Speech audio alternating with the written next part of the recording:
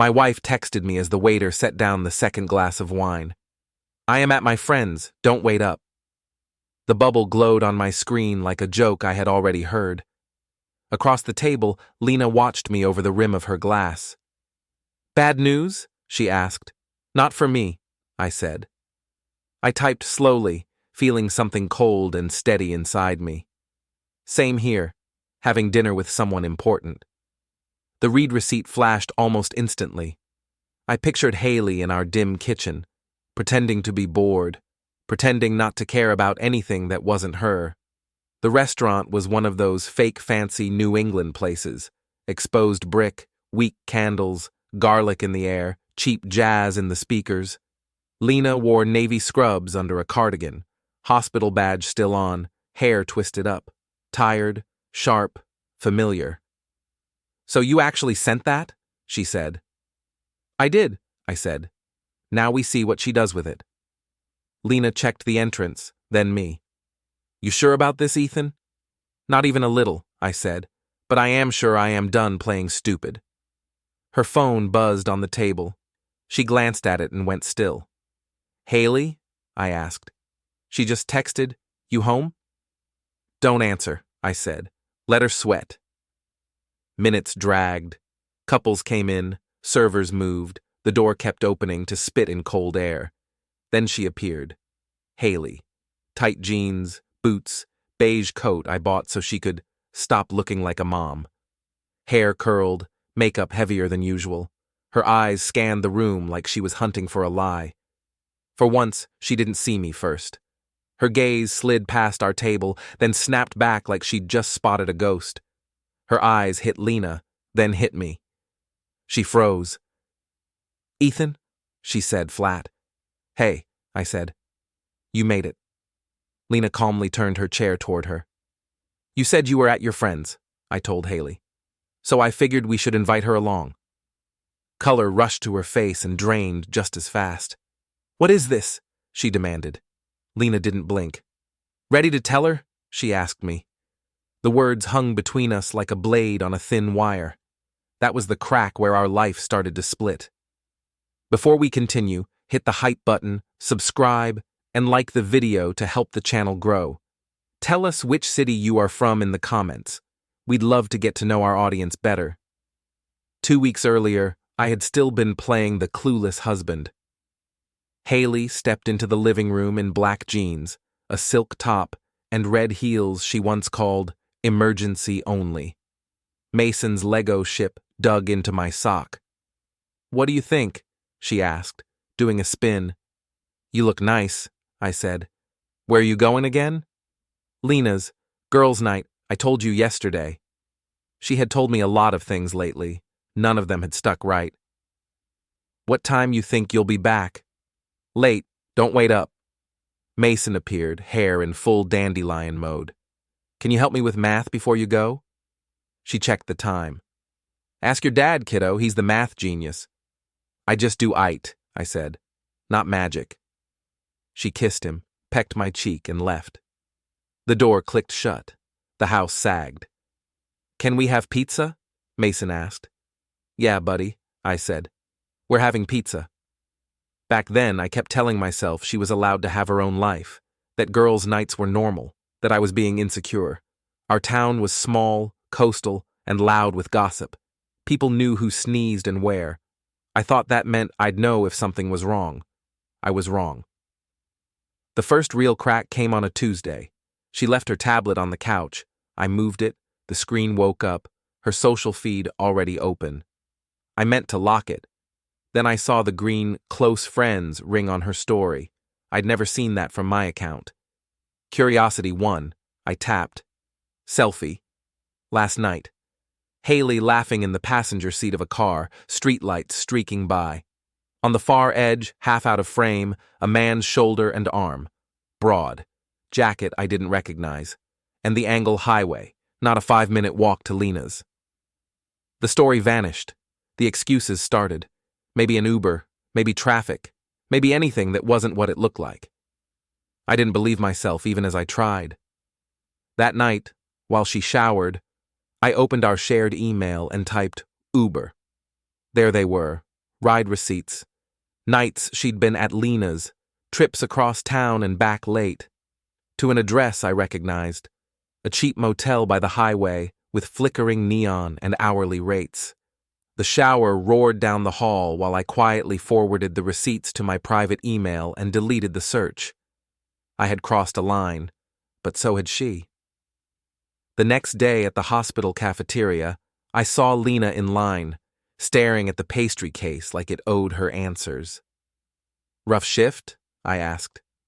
"You have no idea," she said. "How's Haley?" I tried. "She says you two have been having girls' nights," I added.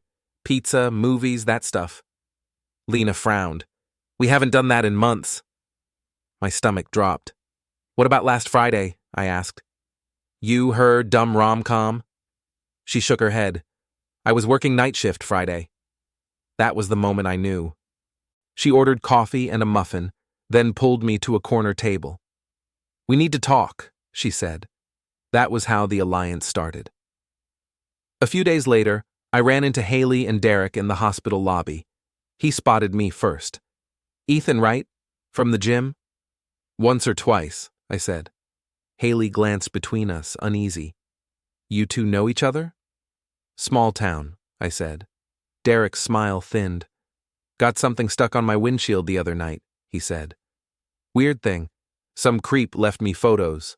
You wouldn't know anything about that, would you?" His tone was light. His eyes weren't. "Must be tough," I said. "Spend that much time flexing in mirrors. Eventually they start looking back."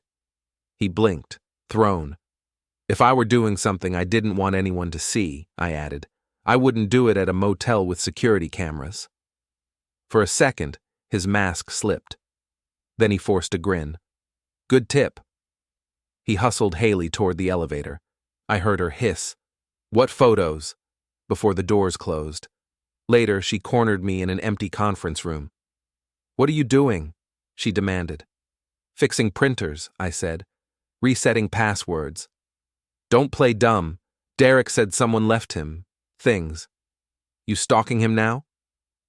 "Someone left him photos of him walking into a motel," I said. "With you." Her face drained. "You have no right," she said. "To know where my wife spends her nights?" I asked. "We're going to disagree there." She tried tears, guilt, the whole playbook. "I feel invisible," she said. "He makes me feel wanted." "Lots of predators do," I said. "You're overreacting," she snapped. "We haven't even... It's just flirty. You're bored, so you're turning it into drama." "I have photos," I said. She swallowed hard. "You're not going to show anyone. Think about Mason." "I am," I said. "Every second." "Then we can fix this," she begged. "Counseling, something. You don't have to ruin everything." "You already did that," I said. Her face hardened. "What do you want?"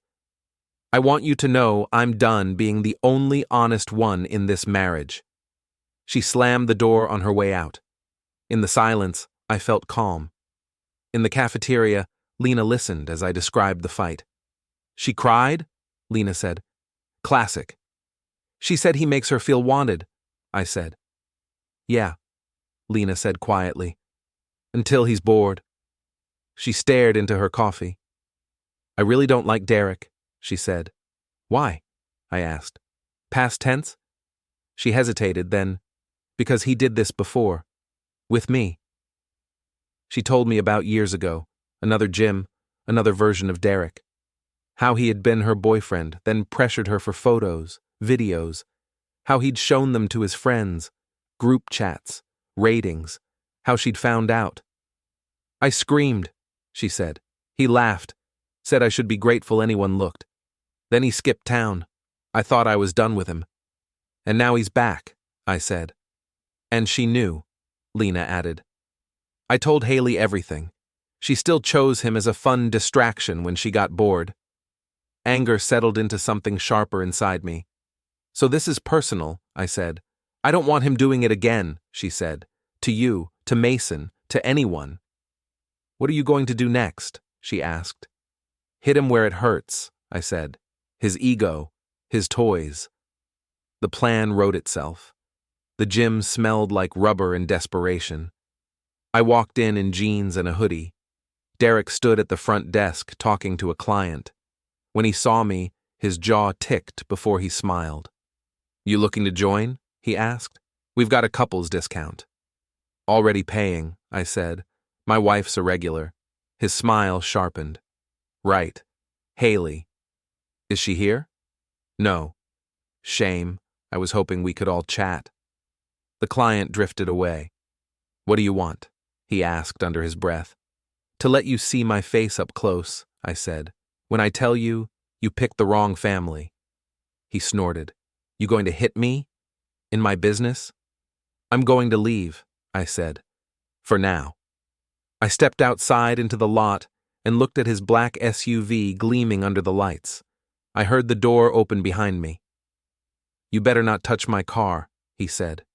"You think this is about your car?" I asked. "It's my livelihood, my image." "Then you shouldn't have parked it outside your second job." That did it. He marched toward me and shoved me. I staggered, then stepped back in and hit him once, hard in the chest. He went down on one knee, wheezing.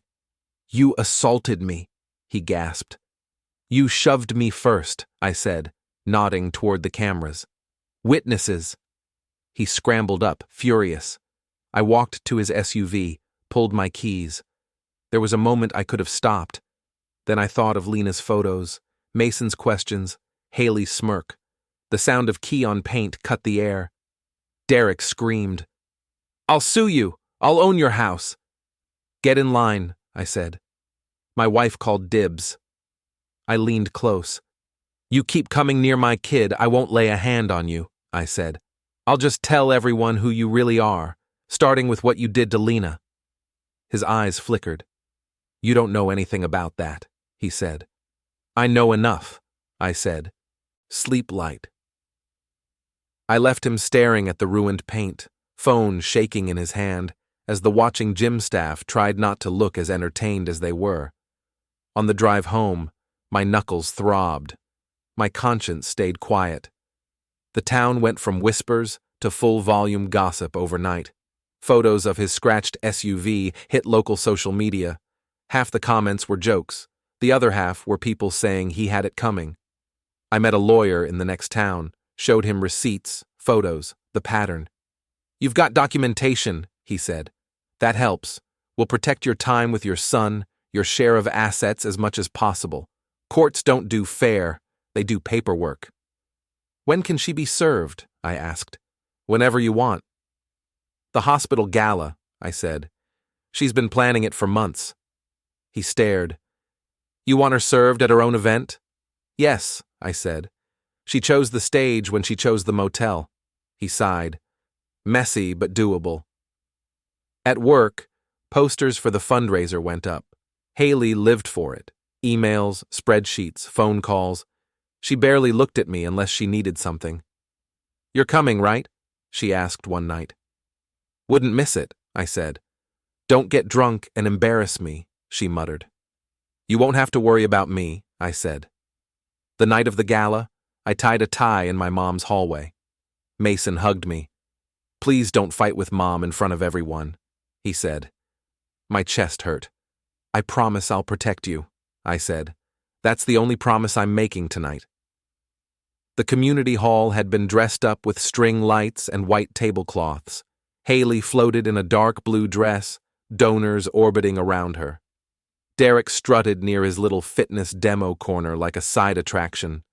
Lena arrived in a black dress, hair down. "You ready?" "As I'll ever be," I said. The process server waited near the back, folder in hand. I caught his eye, gave a tiny nod when Haley stepped up to the podium. "Tonight is about community," she said. "About trust." Lena snorted softly. "About taking care of each other," Haley finished. "Sure," I whispered. She was mid-sentence when the process server stepped up to the stage. "Mrs. Hale?" She paused. "Yes?" He held out the folder. "You've been served." The room dropped into silence. She stared, then took the papers with shaking fingers. Her eyes skimmed the first page, then the exhibits. Motel photos, receipts, affidavits. No, she breathed. The microphone caught it. Heads turned, phones rose, people whispered. Her eyes found me at the back. Ethan. I stood. 100 eyes swung toward me. You can't do this here, she said. You did it here, I said. In this town, in my bed. This is just the trailer. A wave of murmurs swept the room. This is a lie, she shouted. He's lying. I did nothing wrong. Lena stepped forward. Lying is kind of your thing, she said. You, Haley snapped. You turned him against me. You've always been jealous. Jealous of what? Lena said. Being humiliated by the same guy twice? Right then, phones buzzed. A group chat lit up. Derek's old messages about Lena, his friends' comments, photos of him and Haley outside the motel, neon sign glowing over them. Is this real? A donor demanded, waving her screen at Derek. It's fake, he said. Photoshopped. One too many coincidences, someone muttered. Haley clutched the mic stand. This is a personal matter, she said. We don't need to. You dragged us into it, Lena said. Think about Mason, Haley begged me. I am, I said. That's why I didn't hit him with a chair. I nodded toward Derek. The room churned with whispers and anger. The nice jazz music died. The hospital board looked like they wanted to evaporate. And Derek finally snapped. He shoved through the crowd, face red, tie crooked. You think you can humiliate me? He yelled at me. You think this is over? Pretty sure we're just getting started, I said. Ethan, don't, Lena warned. I promised Mason I wouldn't fight his mother, I said. I never said anything about her boyfriend. Derek stormed up, shoulder-checking a donor. You scratched my car, you stalked me, you spread lies. I took pictures, I said. I printed your own words. That's not lying. That's archiving. He lunged to shove me again. I stepped aside. He hit a slick patch of spilled punch and went down hard, suit soaking in red sugar water. The room gasped. Someone laughed. Nurses rushed on instinct. You hurt? I'm fine, he snarled, slipping again. I walked over, pulled the original envelope from my jacket, and crouched just enough to meet his eyes. Remember this? I asked. Screw you, he hissed. Keep it, I said, placing it on the floor. You're going to need something to look at when you miss the days people didn't know who you really are. He stared at it like it might bite him. I stood and turned to Haley. She looked wrecked, papers crumpled, hair slightly out of place for the first time all night. You wanted excitement, I said. You got it. You're the main show. She opened her mouth, closed it. Nothing coming out. Lena moved to my side. You don't get my sympathy, she told Haley. You used my trauma as a punchline and my name as an alibi. We're done. Haley looked between us and understood, finally, that she'd lost more than a husband and a fling. She'd lost the people who knew her best. Derek pushed up to one knee, clutching his shoulder, suit ruined, image shattered. You'll pay for this, he said. I already did, I said quietly. For years. This is just change coming back. Behind us, phones recorded everything. The donors would talk for months. The board would hold emergency meetings. The gossip machine would run out of breath. Ahead of me, the exit door stood open, letting in cold night air. I walked toward it with Lena beside me. On the threshold, I turned once more. Haley stood on the ruined stage, surrounded by the wreckage of her perfect evening. Derek knelt by the envelope, small for the first time in his life. They had chosen their path. I chose the door. I stepped into the cold and let the night close over the sound of everything I'd just blown apart.